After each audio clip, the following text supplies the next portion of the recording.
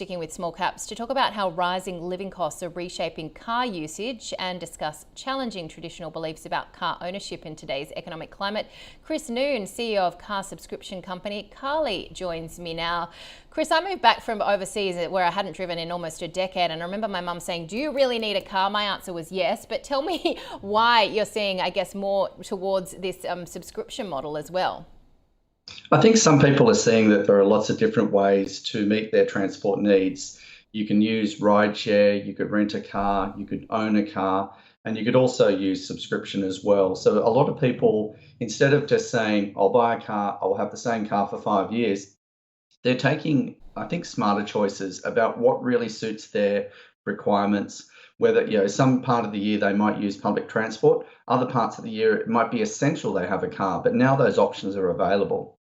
Well, indeed. Just talk us through a little bit more about these rideshare options, because I see them in my street, and maybe my mother had a point, because it does mean rather than owning your own and having to deal with all those costs that come with it, you can just use a car when you need it, and they seem to be readily available.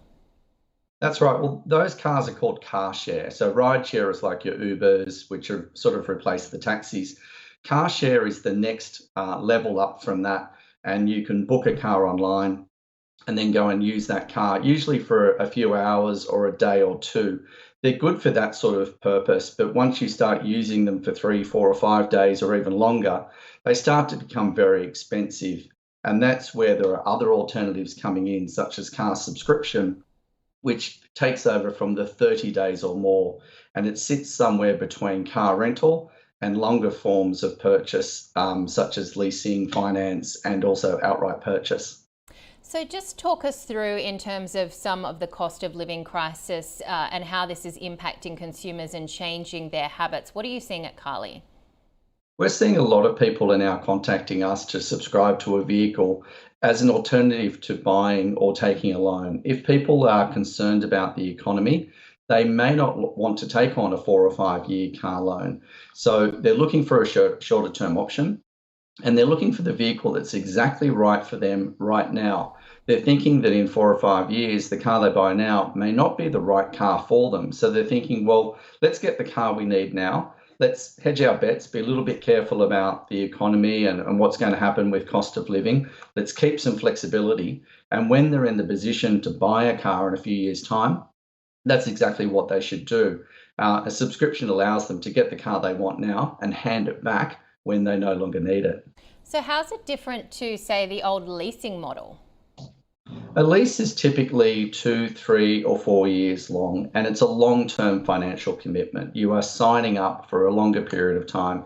If you do have to return the car due to illness or unemployment or change of family circumstances, there are typically large break fees that are applicable. With subscription, it's a minimum 30-day commitment, and you can provide 30 days notice to return the vehicle.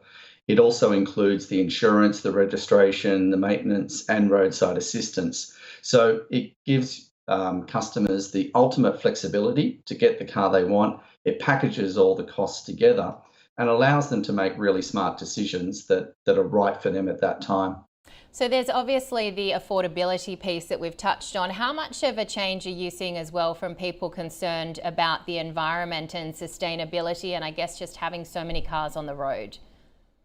Well, we're seeing that in two different ways. We're seeing an increase in demand for electric vehicles, and we're seeing that a lot of people are subscribing to electric vehicles now because they have a lot of questions about it. They're not quite ready to buy an electric vehicle to spend $40,000, $60,000 or $80,000 on a brand new technology. So a number of people and also businesses are subscribing to electric vehicles from Carly.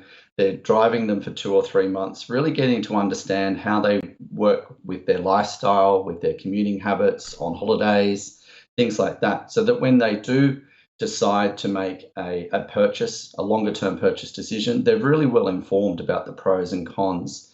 On the other side of the sustainability side, we see that a lot of our customers will subscribe to a car for maybe 5 months a year, and that's actually our average subscription period.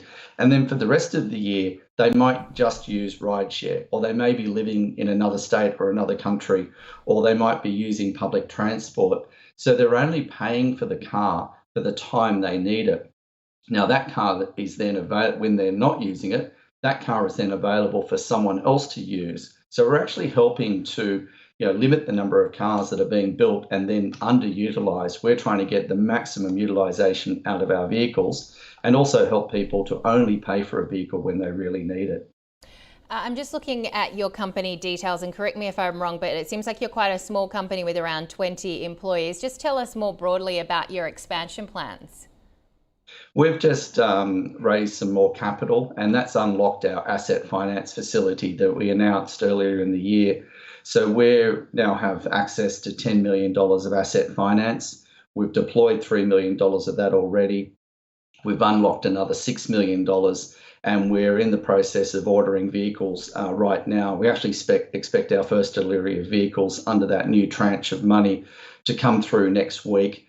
And a large proportion of those vehicles will now be electric vehicles. We're seeing that electric vehicle prices are coming down. We've seen that the MG4 is the car sales car of the year. It's at a really good price point. It's 5-star ANCAP rated, so it's the highest safety rating. So we're seeing that there's a lot of interest in the electric vehicle market now, and we really want to position ourselves to take advantage of that. And you say that you are seeing more and more people signing up for subscriptions. Can you kind of tell us about where the price points are? How does it all work? So the cheapest car we would have available is a fairly new car, between 6 or 12 months old, could even be brand new. Cheapest car is around $217 a week. That includes the insurance, the registration, the maintenance. There's no exposure to depreciation for the customer, and they just pay that weekly fee on a monthly recurring basis.